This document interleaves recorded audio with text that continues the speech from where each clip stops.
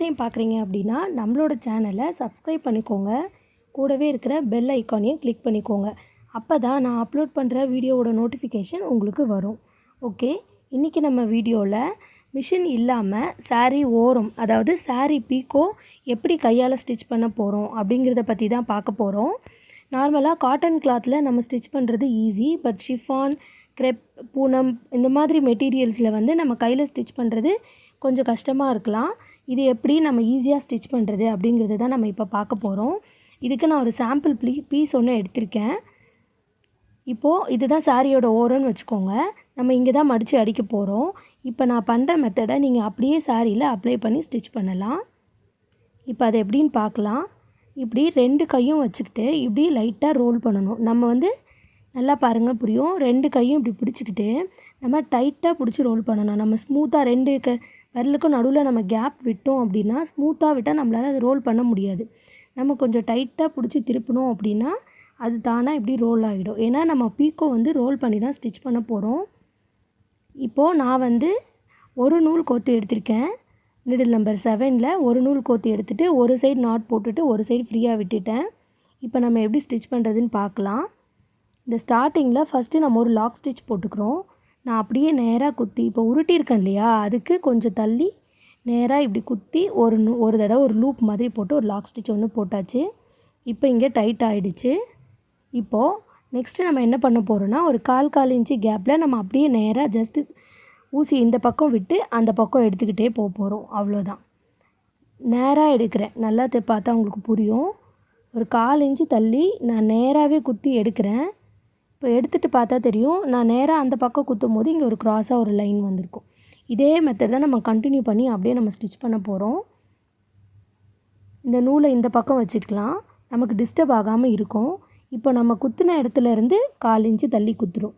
நம்ம லாஸ்ட்டாக குத்துன அந்த பாயிண்ட்டு தான் வந்து நமக்கு கணக்கு. அதுலேருந்து 1/4 இன்ச்சு நம்ம தள்ளி தள்ளி குத்திகிட்டே போனோம் அப்படின்னா ஈஸியாக இருக்கும். நல்லா பாருங்கள், நான் அந்த ரோல் பண்ணது மேலே குத்தலை, அந்த ரோல் பண்ணியிருக்கேன்னா அதுக்கு பக்கத்துலேயே குத்துறேன். இதுக்கு பக்கத்தில் நேராக அப்படி குத்திட்டு அப்படியே டைரெக்டாக ஸ்ட்ரெயிட்டாக, நான் கிராஸாலாம் குத்தலை, அப்படியே நேராகவே நான் குத்தி குத்தி எடுக்கிறேன். இந்த மாதிரி குத்தும் போது எனக்கு வர நூல் வந்து நமக்கு அப்படியே கிராஸாக நம்ம ரோல் பண்ணி ஸ்டிச் பண்ண மாதிரி இருக்கும். நம்ம உருட்டியிருக்கோம் இல்லையா, அதை அப்படியே சுற்றி சுற்றி ரோல் பண்ணி நம்ம ஸ்டிச் பண்ண மாதிரி இருக்கும். இது நீங்கள் தச்சு முடிச்சுட்டு பார்த்தா உங்களுக்கு தெரியும், நம்ம அப்படியே வந்து மிஷினில் பீக்கோ ஸ்டிச் போட்டால் மாதிரியே தான் இருக்கும். இப்போ நம்மள்ட்ட நார்மல் மிஷினும் இல்லை, பீக்கோ மிஷினும் இல்லை அப்படின்னா வந்து நாமளே நம்மளோட சாரியை வீட்லேயே இந்த மாதிரி ஈஸியாக கையால் ஓரமாக தச்சுக்கலாம்.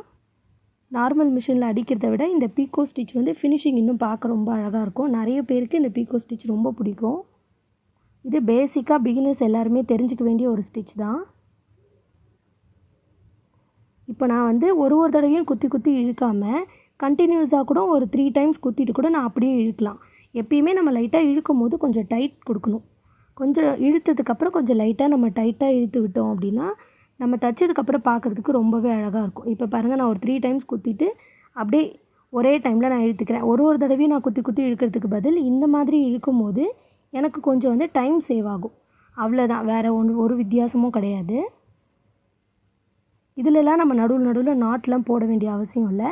ஸ்டார்டிங்கில் நாட் போடுறோம், கடைசியில் முடிச்சதுக்கப்புறம் நம்ம ஒரு நாட் போட போகிறோம்.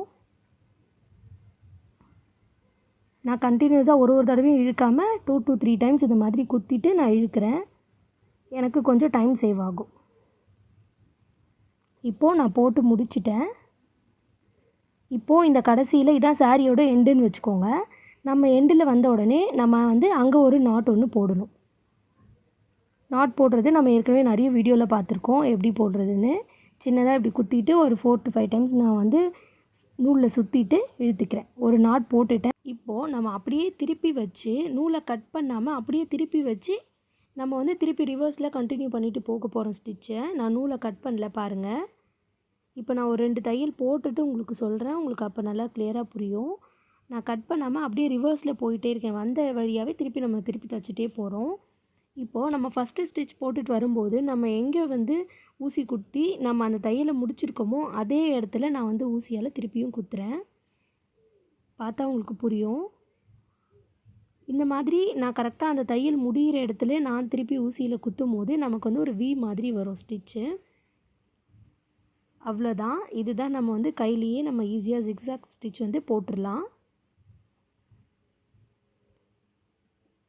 நம்ம வந்த ஆங்கிள்லேயே நம்ம திருப்பி தைச்சிட்டு போகிறோம். நம்ம இப்படி திருப்பி தைக்கிறத விட இப்போ நான் பிடிச்சிருக்கேன் இல்லையா, இந்த மாதிரி நீங்கள் பிடிச்சி தைச்சிங்கன்னா உங்களுக்கு வந்து கம்ஃபர்டபுளாக இருக்கும், தைக்கிறதுக்கு கொஞ்சம் ஈஸியாக இருக்கும். முதல்ல வந்த ஸ்டிச்சஸ் பார்த்தா தெரியும் உங்களுக்கு, ஒரு லைன் மட்டும் வரும். இப்போ நம்ம 2வது போட்டுட்டு போகிற ஸ்டிச் பார்த்தா தெரியும், வி மாதிரி இருக்கும். இதை நம்ம கம்ப்ளீட் பண்ணி ஸ்டிச் பண்ணிகிட்டே போகிறோம். இதுலேயும் வந்து நான் ஃபஸ்ட் டைம் சொன்னேன் இல்லையா, ஒரு 2லேருந்து 3 தடவை குத்திட்டு நம்ம அப்படியே ஒரே டைமில் அட் அ டைமில் இழுக்கலான்னு, அந்த மாதிரி இதுலேயும் நீங்கள் இழுத்துக்கலாம். இப்போ நான் முடிச்சிட்டேன், திருப்பி ரிட்டர்ன் வந்தாச்சு. இங்கே முடிச்சுட்டு வரும்போது நம்ம இங்கே ஒரு நாட் போடணும். அந்த முடிச்சு வந்து நம்ம ஃபஸ்ட்டு தையல் போட ஆரம்பிக்கும் போது நம்ம போட்ட முடிச்சு. இப்போ நான் சேர்த்து வச்சு இப்போ நான் மொத்தமாக ஒரு முடிச்சு போட்டுட்டு நம்ம கட் பண்ணிக்கலாம். அவ்வளோதான். இதே மெத்தடை நீங்கள் அப்படியே சாரியில் ஃபாலோ பண்ணி நீங்கள் ஸ்டிச் பண்ணலாம். பார்த்தா உங்களுக்கு தெரியும், நான் வந்து டிஃப்ரெண்ட் கலர் த்ரெட் போட்டிருக்கேன், கான்ட்ராஸ்ட் கலர். உங்களுக்கு தெரியணும் என்னோடய ஸ்டிச் எப்படி வருது அப்படின்னு உங்களுக்கு தெரியணுன்றதுக்காக நான் கான்ட்ராஸ்ட் கலர் போட்டிருக்கேன். நீங்கள் சேம் கலர் த்ரெட் யூஸ் பண்ணிக்கோங்க, பார்க்க இன்னும் ரொம்பவே அழகாக இருக்கும். இதே மெத்தடை ஃபாலோ பண்ணி நம்ம கர்ச்சீஃப்லேயும் 4 எட்ஜ்லேயும் நம்ம தைச்சிக்கலாம். அது கூட பார்க்க நல்லா தான் இருக்கும். நீங்களும் ட்ரை பண்ணி பாருங்கள். இந்த மெத்தட் உங்களுக்கு ரொம்ப பிடிச்சிருந்தது அப்படின்னா லைக் பண்ணுங்கள், உங்கள் ஃப்ரெண்ட்ஸோட ஷேர் பண்ணுங்கள், உங்களோட ஃபீட்பேக்கை கமெண்ட்டில் சொல்லுங்கள். மறக்காமல் நம்மளோட சேனலை சப்ஸ்கிரைப் பண்ணிக்கோங்க. தேங்க்ஸ் ஃபார் வாட்சிங்.